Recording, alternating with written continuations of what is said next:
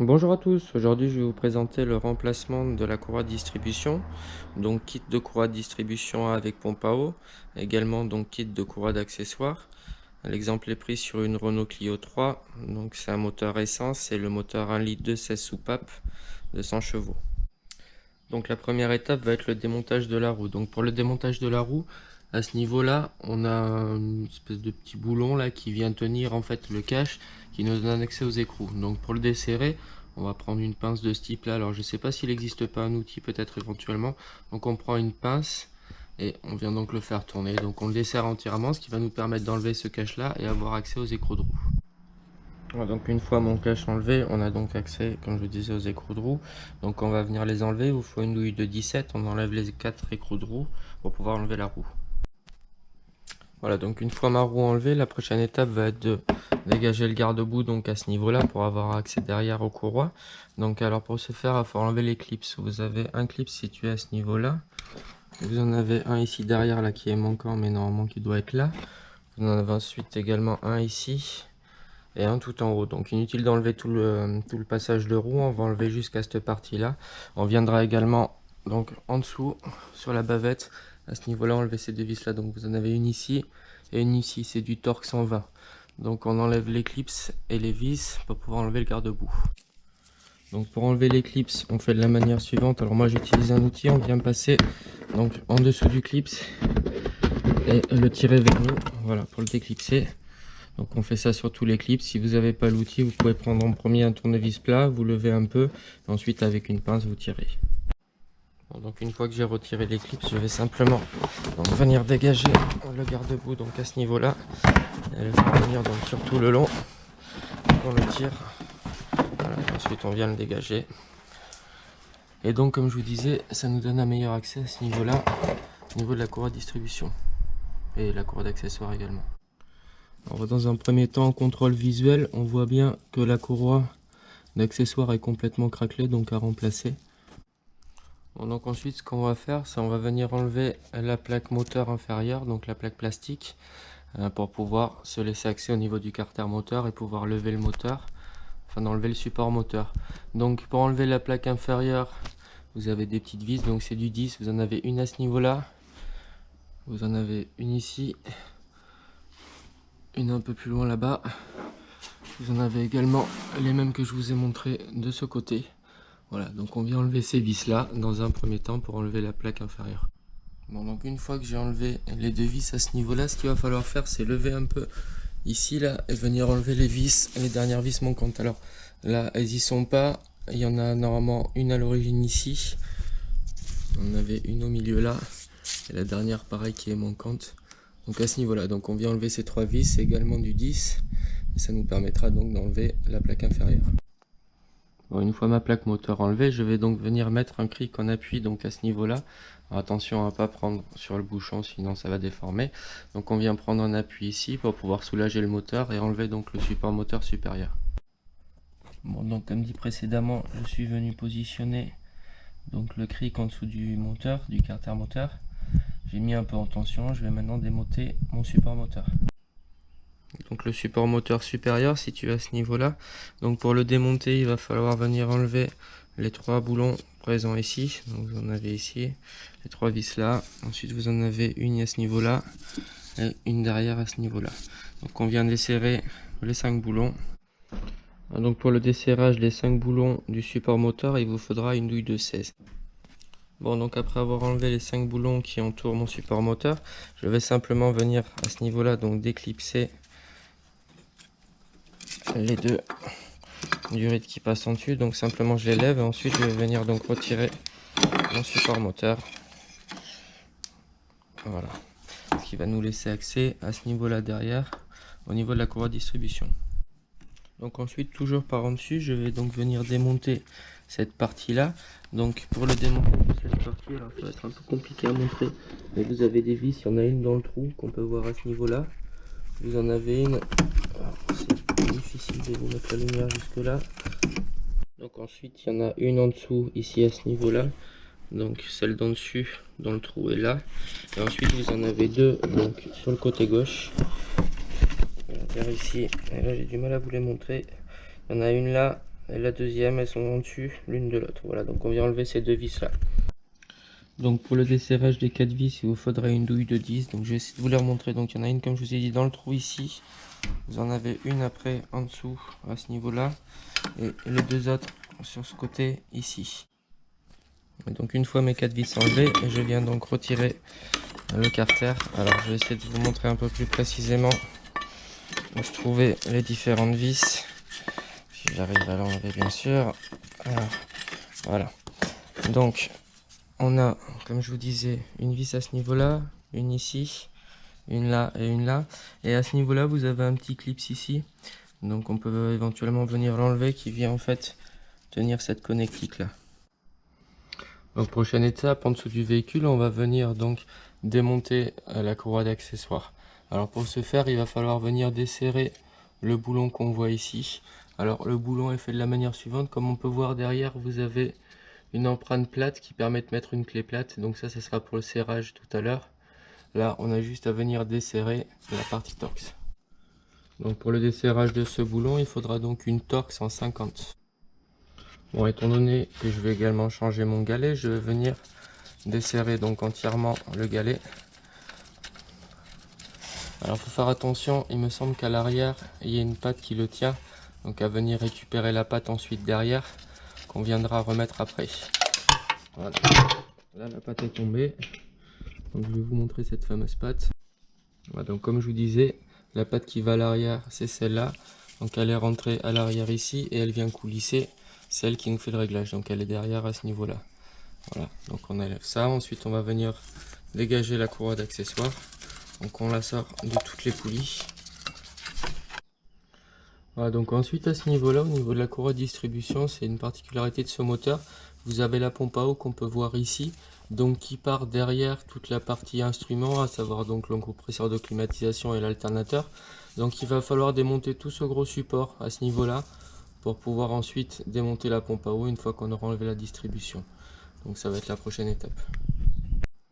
Bon, étant donné qu'il va falloir démonter l'alternateur, on va dans un premier temps venir démonter la batterie.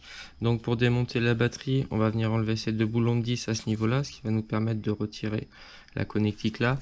Et également donc venir desserrer ici, pareil c'est du 10, donc on vient desserrer et enlever la cosse.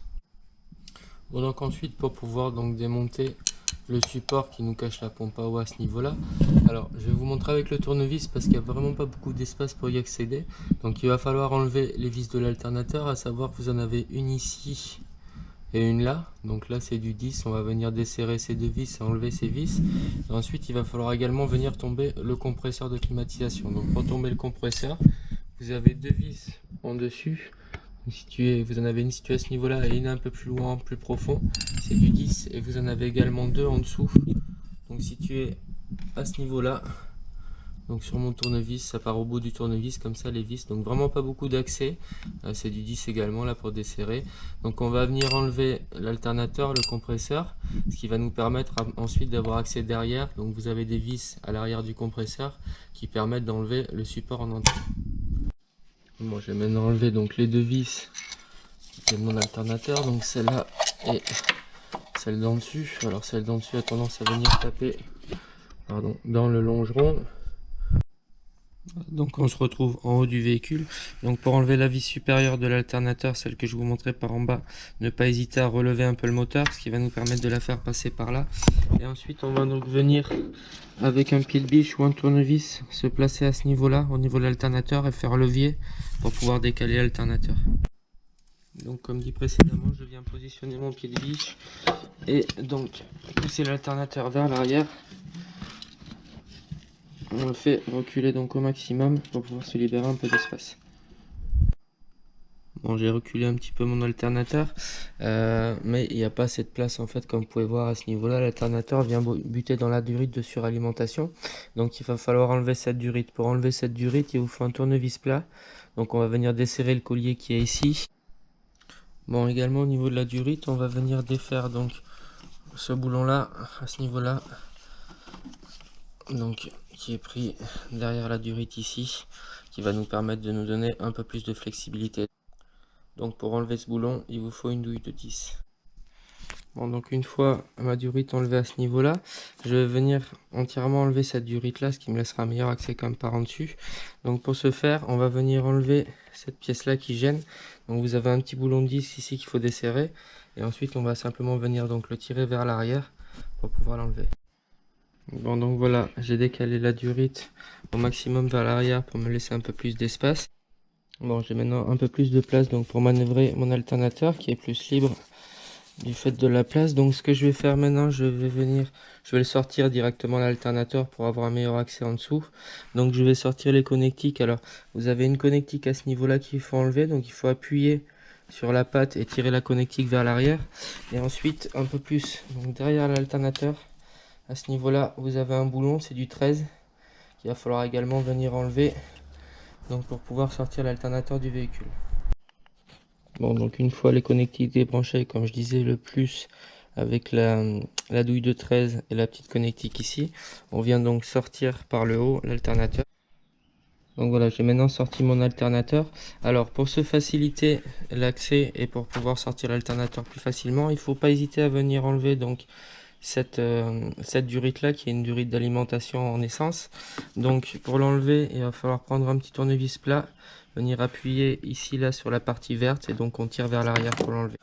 Donc étape suivante, on va passer au démontage donc du compresseur de clim. Donc le compresseur de clim, comme je vous avais dit, ça c'est la vis d'en dessus qu'il va falloir enlever. Alors je rectifie ce que je vous ai dit tout à l'heure, il n'y en a qu'une en dessus, donc il n'y a que celle-là. Et en dessous, vous avez les deux dont je vous avais parlé tout à l'heure. Donc c'est du 10, je vais commencer par démonter celle-là et ensuite je vais vous montrer les deux vis d'en dessous.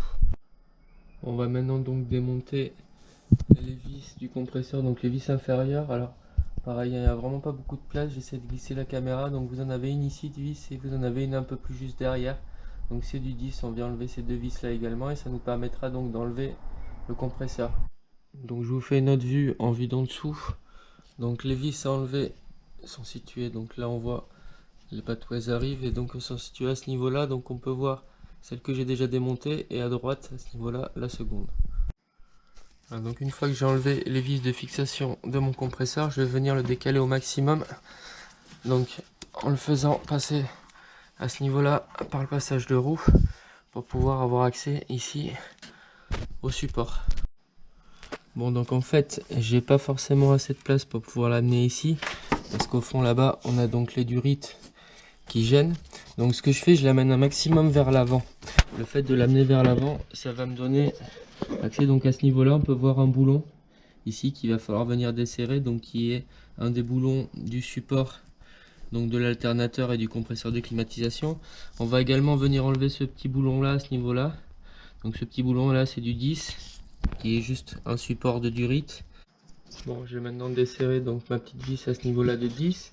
Pour le desserrage des écrous du support, il faut donc une clé de 13. Donc on vient de desserrer ce boulon là et ensuite vous en avez un dans la lignée un peu plus derrière, je vous le montrerai ensuite. Donc alors on peut voir la vis que j'ai enlevée, vous avez la même un peu plus loin dans le fond, là-bas. Donc pareil, j'ai du mal à vous la montrer, elle est tout au bout, on la voit sur la vidéo. Donc je vous fais une autre vue. Donc ça c'est le support donc de l'alternateur et de la climatisation. Ce qu'on va faire, c'est venir enlever cette petite vis ici, et en fait je vous fais cette vue là pour vous montrer ensuite où se trouve donc la deuxième vis, celle que je vous ai montré. Donc pour enlever la petite vis située à ce niveau là, c'est du 8. Bon, j'ai maintenant enlevé donc ma petite vis de 8. Donc la deuxième vis, celle que je vous ai montré de l'autre côté, elle est située juste en dessus, donc à ce niveau là. Bon, on repasse maintenant en dessus du véhicule. Donc les deux vis que j'avais enlevées précédemment sont situées à ce niveau là, donc vous en avez une là et une sur le bord. Maintenant il va falloir enlever donc les vis supérieures. Donc les vis supérieures situées, une ici, vous en avez une un peu plus à droite à ce niveau là, et vous en avez une dans un trou au niveau du milieu. Alors je suis désolé, je peux pas trop vous les monter, je vais le démonter et je vous montrerai ensuite où se trouvent les vis. Il n'y a pas beaucoup de place pour passer la caméra. Voilà, donc après avoir retiré toutes les vis de mon support, je vais également enlever donc cette petite vis de 8 en fait qui passe devant le support du compresseur et qui vient nous bloquer donc pour sortir le compresseur. Donc on vient enlever ce boulon là, il est pris sur une durite de refroidissement. Bon, j'ai maintenant donc déposé l'ensemble du support, donc tout ça comme je vous disais pour avoir accès à ce niveau là, donc principalement cette vis parce que celle d'en dessous on y a accès. Donc pour pouvoir enlever en fait la pompe à eau qui est située derrière au niveau de la distribution. Donc il faut enlever tout ça, sinon on n'y a pas accès. Alors je précise que c'est le point particulier, c'est pour les véhicules équipés de la climatisation. Quand il n'y a pas la climatisation, on n'est pas forcément obligé de démonter tout ce support, étant donné que l'alternateur ne gêne pas. Donc le support est fait de la manière suivante. Donc je vous remonte les vis. Donc comme je vous disais, ça c'était les deux vis d'en bas, donc qui étaient prises sur le moteur. Ici ces vis là, c'est les vis donc du support du compresseur. Vous en avez deux ici et une ici. Ça c'est la petite vis de 10 que je vous ai fait enlever tout à l'heure. À ce niveau là, pareil, la petite vis de 8 qu'on a enlevé au niveau de la pâte plastique. Donc en dessus, pareil, au niveau du démontage, vous aviez ces deux vis là, donc en 13, qui tiennent aussi donc le moteur, enfin qui tiennent le support sur le moteur, et les deux supérieurs donc situés à ce niveau là, ça c'est également du 13, et donc la petite ici, la dernière que je vous ai fait enlever, qui était du 8. Donc voilà toutes les vis qu'il faut enlever sur le support. Bon, je vais maintenant donc pouvoir reprendre le démontage de la distribution. Donc on va venir enlever le petit cache plastique présent ici. Donc on va venir enlever cette petite vis là, et vous avez la même donc de l'autre côté. Donc pour le desserrage des écrous du cache plastique de distribution, il vous faudra soit une clé plate de 8 ou une petite douille, mais pas les grosses douilles, sinon ça passe pas. Bon, donc je refais une vue par en dessous. Les deux vis du cache plastique sont situées à ce niveau là, donc vous en avez une là, et la seconde placée donc dans le trou à ce niveau là, c'est également du 8. Donc on enlève ces deux vis et ça va nous permettre d'enlever le cache plastique. Donc ensuite, prochaine étape, on va venir faire tourner le moteur pour l'amener en position de calage. Alors au niveau du moteur, vous avez un repère situé à ce niveau là, donc sur la dent de la poulie d'arbre à cam, qu'il va falloir venir faire coïncider donc avec le petit trait à ce niveau là. Donc ça c'est pour le repère de l'arbre à cam. Il n'y a pas forcément de pigeage en particulier. On va venir piger en revanche le vilebrequin. Donc au niveau du point de calage pour le vilebrequin, donc le point de calage est situé juste en dessous du démarreur. Et donc on va venir insérer une pige dans le trou qu'on peut voir à ce niveau-là. Quand on sera donc le repère aligné au niveau de l'arbre à cam, on viendra mettre une pige pour bloquer le volant moteur.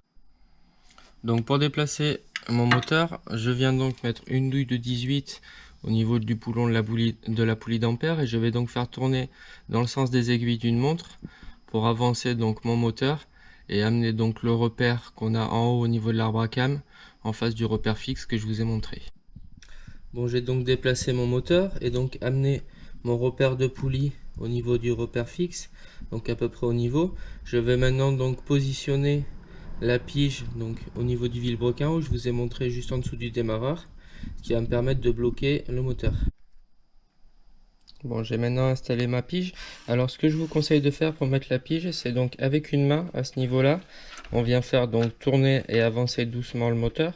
Donc on tourne le moteur et ensuite avec l'autre main, on va venir pousser donc la pige qui est derrière pour qu'elle vienne s'enfoncer dans le trou. Donc je vais vous montrer mon véhicule une fois pigé. Donc on peut voir à ce niveau là ma pige donc qui est rentrée donc dans le trou de pige et également à l'arrière dans le volant moteur. Donc mon moteur est calé. Donc c'est une pige diamètre 8. Si jamais vous n'avez pas de pige, vous pouvez mettre un fourré à la place, ça va très bien aussi. Bon, une fois mon moteur calé, je vais donc pouvoir desserrer ma poulie d'ampère. Donc pour le desserrage de la poulie d'ampère, une douille de 18, vous prenez un bon bras de force, un bras de force assez grand, et vous desserrez.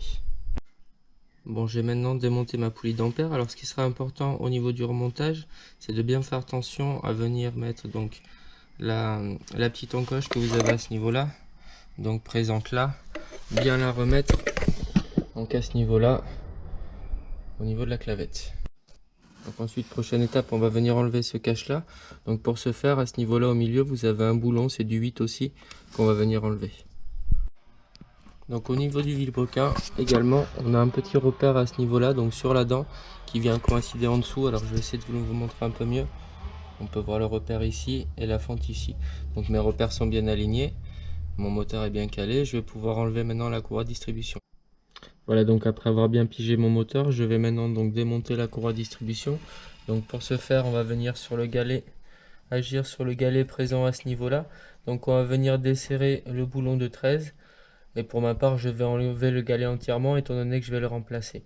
Donc une fois le galet enlevé, je vais pouvoir tout simplement donc sortir ma courroie. Bon, j'ai donc maintenant donc desserré l'écrou de mon galet. Je vais venir donc le retirer.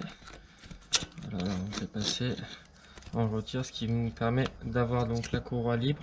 On va donc pouvoir l'enlever. On la sort de chaque poulie pour l'enlever. Bon, donc une fois ma courroie enlevée, je vais m'attaquer donc au démontage de la pompe à eau. Donc la pompe à eau située à ce niveau-là. Alors, je vais vous faire remarquer au niveau du corps de la pompe à eau. Donc ici, on peut voir un dépôt qui est donc un dépôt de liquide de refroidissement. Donc la pompe à eau commençait à fuir. Donc c'est le bon moment de la changer. Alors pour le démontage de la pompe à eau, vous avez des vis un peu partout autour. Donc c'est les vis qu'on voit à ce niveau-là. Vous en avez en dessus et en dessous. Et il y a également, donc comme je vous disais tout à l'heure, ces deux vis là enlevées, donc les vis sur la partie plastique à ce niveau là, qu'il va falloir également venir enlever. Donc on vient enlever toutes les vis qui entourent, comme je vous disais, il y en a en dessus et en dessous. Je vous les nombrerai après une fois que je les aurai toutes démontées. Donc on place au préalable un bac de vidange en dessous, et ensuite on va donc démonter la pompe à eau.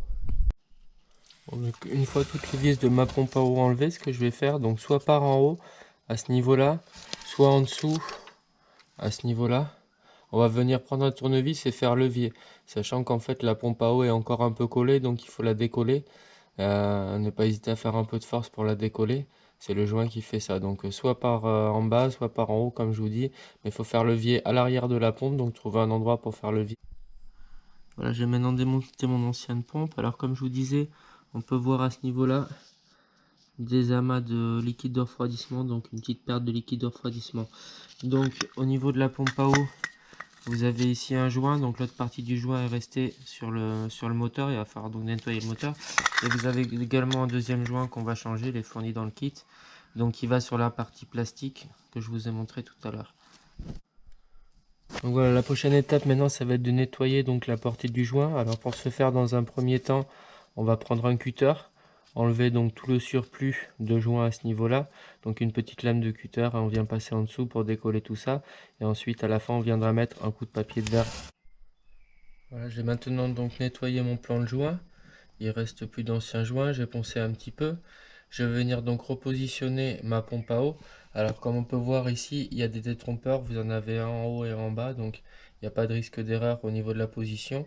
Donc on vient dans un premier temps remettre la pompe à eau donc avec son joint à l'arrière, et ensuite on viendra repositionner à ce niveau-là le joint en caoutchouc que je vous ai montré, et donc repositionner cette partie.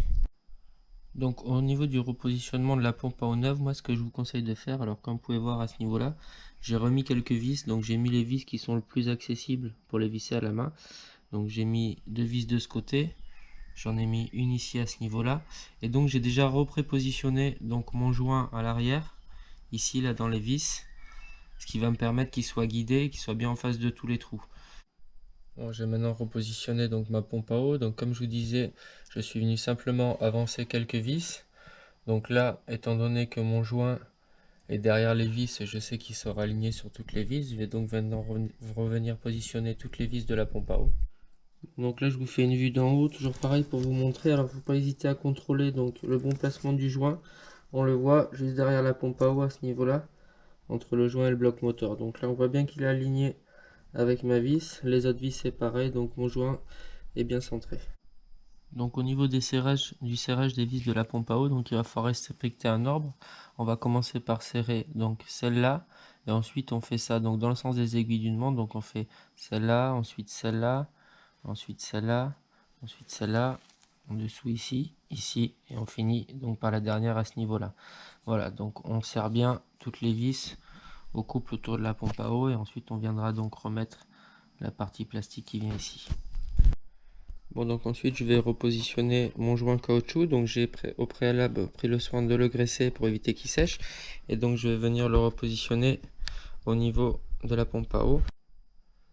J'ai maintenant donc repositionné ma pompe à eau neuve. Je vais venir remonter mon galet tendeur, donc en faisant attention à le mettre dans un emplacement bien précis que je vais vous montrer. Donc je vous montre l'ancien galet tendeur. Donc ce qui est important, c'est à ce niveau là de venir positionner ces deux pattes là. Vous avez un petit repère au niveau de la culasse, et donc les deux pattes vont entre le repère. Ça dans un premier temps. Et au niveau donc de la tension du galet, il va falloir donc agir à ce niveau là sur la clé Allen et venir amener donc les deux repères. Donc il va falloir venir amener le repère, celui-là, au milieu de l'autre. Donc au niveau du galet tendeur, comme je vous disais, il faut donc que la patte qui s'enfourche vienne à ce niveau-là. Donc une patte en dessus ici et une patte en dessous là. Donc ils viennent s'enfourcher entre les deux. Là, il sera en bonne position. Donc comme vous pouvez voir ici, mon galet tendeur neuf est donc pigé. Je vais laisser pour l'instant la pige, ce qui va avoir pour effet de me contracter donc le galet, ce qui me permettra de rentrer la courroie plus facilement. Et ensuite, une fois que j'aurai rentré la courroie partout, je viendrai donc enlever la pige et régler donc mon galet. Donc au niveau du réglage du galet, alors je vais vous montrer à l'extérieur du véhicule parce que du coup il n'y aura vraiment pas assez de place pour que je puisse filmer. Donc ce qu'on va faire une fois que le galet sera positionné, donc comme on a dit, on vient respecter les deux pattes qui se mettent au niveau de la culasse. Et ensuite donc on va venir, une fois la goupille enlevée, donc agir sur le galet. Donc on va venir serrer dans le sens inverse des aiguilles d'une montre, ce qui va avoir effet pour, comme je vous disais tout à l'heure, de venir donc mettre le galet dans cette position là, et là comme on peut voir, le réglage sera bon. Une fois que le réglage arrive à ce niveau là, on viendra donc serrer l'écrou central, donc l'écrou qui tient le galet pour le bloquer, et la tension sera bonne. Bon, j'ai maintenant repositionné mon galet tendeur. Donc comme je vous ai expliqué, on respecte les deux pattes qui vont au niveau de la culasse à ce niveau là. Je vais maintenant repositionner ma courroie de distribution. Voilà, donc comme dit précédemment, je vais donc positionner ma poulie donc à ce niveau là. On voit bien mon repère ici, mon marquage sur la courroie, et donc mon repère en dessus, donc au niveau, à ce niveau là, au niveau de la poulie, également au niveau d'en dessous, donc qui correspond bien à mon marquage de courroie. Donc ensuite je vais remonter, je vais la faire passer dans la pompe à eau et je vais aller la mettre en haut dans la racam. Donc une fois que ma poulie sera passée dans la pompe à eau, je vais également faire coïncider donc ce repère là avec le repère situé sur la poulie à ce niveau là, ce qui me permettra de contrôler donc le bon positionnement de la courroie. J'ai maintenant repositionné ma courroie et je suis donc venu aligner donc les repères comme dit précédemment, donc à savoir le repère avec le repère de ma courroie, en faisant bien attention donc au sens de rotation de la courroie. Je vais également donc faire passer la courroie dans le galet tendeur et dans la pompe à eau. Et donc comme je vous avais dit, je vais contrôler en bas au niveau de du vilebrequin si le repère est aligné par rapport à la courroie. Donc au niveau d'en bas, on constate également donc, que le repère de la courroie est bien aligné donc par rapport au repère du galet, également donc par rapport au repère d'en dessous. Je vais mettre donc bien ma courroie en position sur toutes les poulies et ensuite je vais resserrer le galet tendeur. Voilà, j'ai maintenant donc tendu mon galet, donc j'ai serré l'écrou de 13. Alors on vient contrôler, comme je vous expliquais à ce niveau là, que le curseur soit bien en face de la plage, donc entre les deux. Là c'est bien mon cas. Bon, maintenant que ma courroie est bien tendue, ce que je vais faire, je vais venir donc enlever la pige que j'avais mis en dessous du démarreur à ce niveau là, et ensuite je vais donc faire tourner le moteur par la poulie d'ampère, donc lui faire 2 tours et venir contrôler l'alignement de mes repères, donc à savoir l'alignement en haut et en bas. Je viendrai remettre ma pige dans le moteur, dans le volant moteur, contrôler qu'elle rentre bien, et donc ensuite je contrôlerai la tension, et si la tension est bonne, je passerai au remontage de l'ensemble. Bon, j'ai maintenant donc effectué mes 2 tours moteurs. Donc je viens contrôler l'alignement de mes repères. Donc en bas, c'est bon, il n'y a pas de souci. On va passer en dessus. En dessus, pareil, donc à ce niveau-là, je suis bien aligné, il n'y a pas de problème. Je vais maintenant remettre ma pige, contrôler qu'elle rentre bien. J'ai également contrôlé donc la tension de mon galet en dessous, qui est bonne également. Je vais donc pouvoir passer au remontage. Bon, donc avant le remontage de tous les caches et donc pour contrôler l'absence de fuite, je vais maintenant donc remplir mon circuit en liquide de refroidissement et donc ensuite venir le purger. Donc une fois que mon liquide de refroidissement est rempli, ce que je vais faire, donc comme je disais, je vais venir purger. Alors donc pour purger, vous avez, alors c'est au fond du moteur, il n'y a pas beaucoup de place encore pour vous le montrer. Vous avez à ce niveau là, voilà, on peut voir un petit robinet, donc il va falloir ouvrir le temps que l'air s'en échappe, et ensuite une fois que le liquide arrive, on referme le bouchon. Donc à ce niveau là vous avez un bouchon, c'est le premier, il y en a un deuxième, donc ça c'est pour le chauffage, et il y en a un deuxième au niveau du moteur, et donc le deuxième bouchon situé donc en dessus du moteur, donc pas forcément très accessible. il est au niveau de mon doigt, à ce niveau là, c'est pareil, voilà, et ici là, donc c'est une petite valve comme les valves de vélo, on vient l'ouvrir jusqu'à ce que le liquide de refroidissement sorte, et ensuite une fois que le liquide de refroidissement sort, on referme et le véhicule sera purgé en air.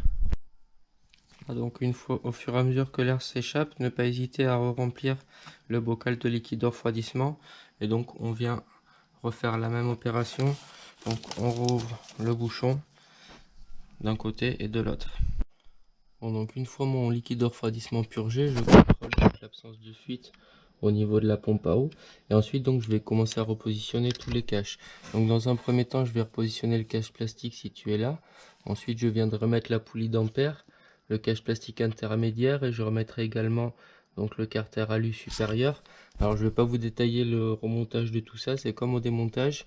Je vais également venir repositionner donc le support de l'alternateur et du compresseur, et également donc le compresseur et l'alternateur. Bon, toujours pareil, hein, je vous ai montré comment le démonter, donc je vous détaillerai pas ça.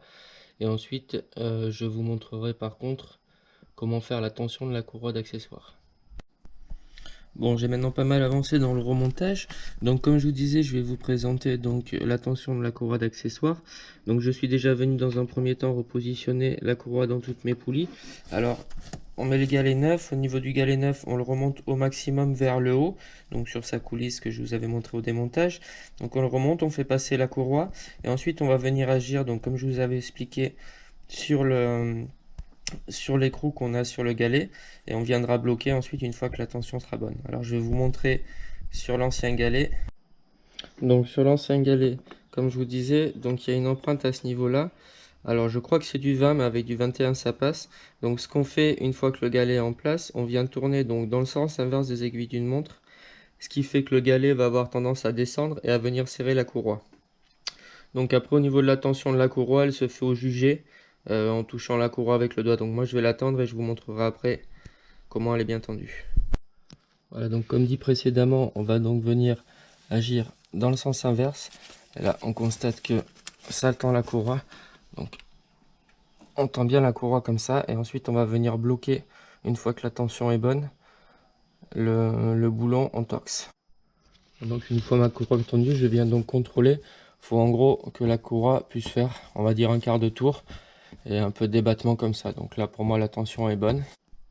Alors, je vais finir de remonter les dernières pièces que j'avais démontées, donc à savoir le support moteur, le passage de roue, la roue. Et ensuite je vais démarrer le véhicule, donc mettre en chauffe le véhicule, venir contrôler mon niveau de liquide de refroidissement, voire l'ajuster, en rajouter un peu, une fois que la voiture sera chaude, et ensuite l'opération sera terminée. J'en ai maintenant terminé avec l'échange de la courroie de distribution sur la Renault Clio 3. J'espère que ce tuto a pu vous être utile. N'hésitez pas à vous abonner à ma chaîne YouTube, Paco le Mécano. Merci.